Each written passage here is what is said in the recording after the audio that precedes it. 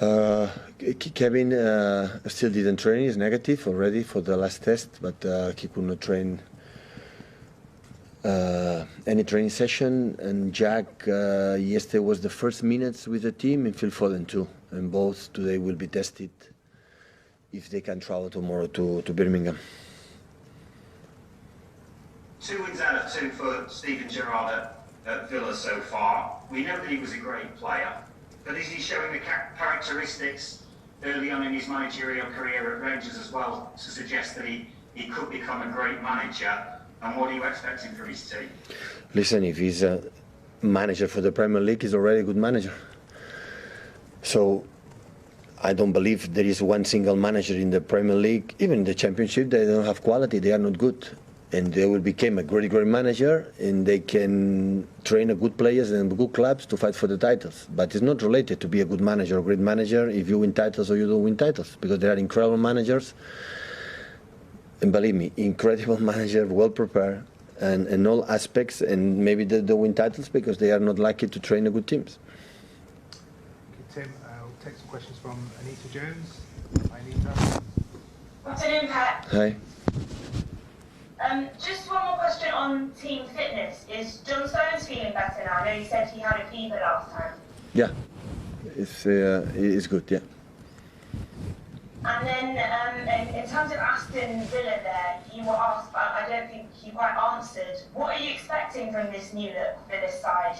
They are 2 out of 2, as Tim said, when it comes to winning under Steven Gerrard. Well, I can imagine when you are a new manager, everybody makes a step forward for convince the manager for new training sessions, new methodology, new everything.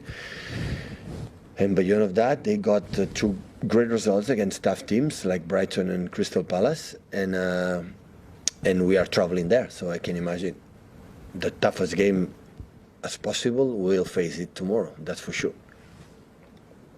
And you've got some key players returning from injuries. It sounds like maybe not all of them just yet, but do you find with the current form of the likes of Bernardo Silva, who's your leading goal scorer, and then Ilkay Gundogan, who I believe scored his 16th goal in his last 31 Premier League games for City, are undroppable at the moment? We are in emergency of fact for the squad. We are few people. So I miss out and for red card, so we have to come back.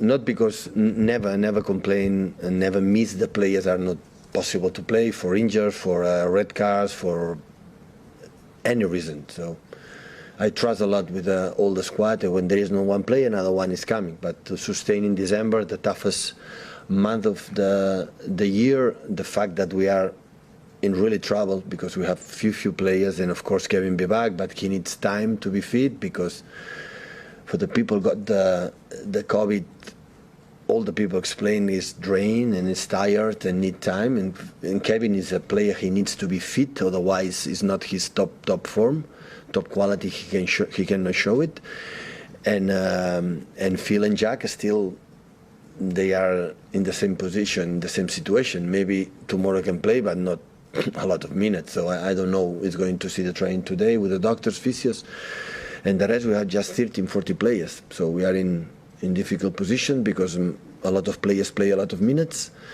and yeah, we'll see what happens tomorrow after today the training.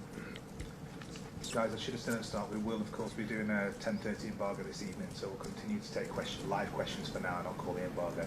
Go with Simon first. Hi, Pep. Could you just assess Jack Grealish's contribution so far? Because he comes with a massive price tag. Externally, people expect a lot of him. But I don't know internally whether you have different levels because he's a new player, because he's got to get used to a teammate. I would say he set up perfectly. So I think it's easy because he knows many English players here, and the other guys are sometimes too much nice people. So it's not a problem. He play good, but he has to finish to settle, to find the real apartment to live and settle. You know, always you need a little bit time. But if you analyze the games, they play bad. Absolutely not. Because the quality he has is difficult to play bad, but the way we played and the expectations every 3 days and everything. So it's completely different what he lives in Birmingham. But he did it incredible well there. With the commitment with the club was amazing. Go in the second division, could leave and stay there to promote the first division, stay there and stay in the first division. The second season was incredible. The season he did, or Aston Villa did. They did so yeah. And now this break, came back for the national team injured, and now hopefully come back and step by step come back his best form. Do you almost think that it'll be next season when we really see the best of him? I don't think so. We'll be in trouble. I have to see right now the best, of course. It's like 6-7 months ahead of us. All the nice things. Absolutely not. I'm not thinking the best Brad Grealish we're going to see next season. I want to see this season. Absolutely. Thank you. Thank you. Paul, do you have a microphone, mate? Hello, Pep. I don't know if you followed the Ballon d'Or event yesterday. Leo Messi, of course, won his 7th Ballon d'Or, and Alexia Putellas won as well.